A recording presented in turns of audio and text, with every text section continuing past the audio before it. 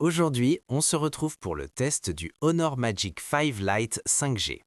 Le Honor Magic 5 Lite 5G est un smartphone 5G milieu de gamme. Honnêtement, je n'avais pas d'attente très élevée en découvrant sa fiche technique, mais à l'usage, ce smartphone m'a vraiment surpris. Voyons ensemble ce qu'il vaut. Le Honor Magic 5 Lite est livré avec un câble USB, mais il n'y a pas d'adaptateur secteur ni de coque de protection. Malgré cette déception, le design du Honor Magic 5 Lite est un vrai atout. Ce téléphone a l'apparence et la sensation d'un appareil bien plus haut de gamme. Avec une épaisseur de moins de 8 mm et un poids léger de 175 grammes, il est agréable à manipuler. L'écran de 6,67 pouces occupe presque toute la façade, avec des bords très fins. L'affichage est légèrement incurvé sur les côtés, ajoutant une touche d'élégance.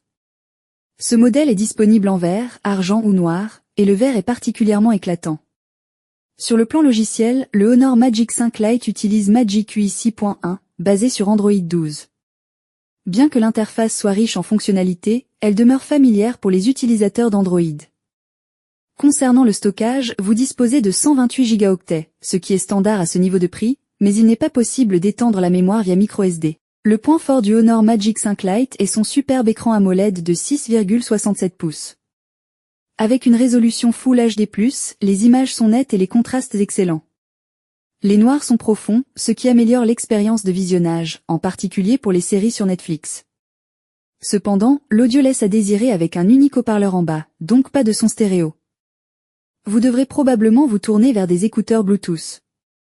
La batterie de 5000 mAh est vraiment impressionnante. Après plusieurs heures d'utilisation, elle n'a perdu que 10% de sa charge.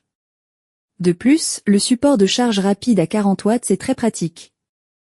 En ce qui concerne l'appareil photo, il dispose d'un capteur principal de 64 mégapixels, d'un ultra grand angle de 5 mégapixels et d'un capteur macro de 2 mégapixels.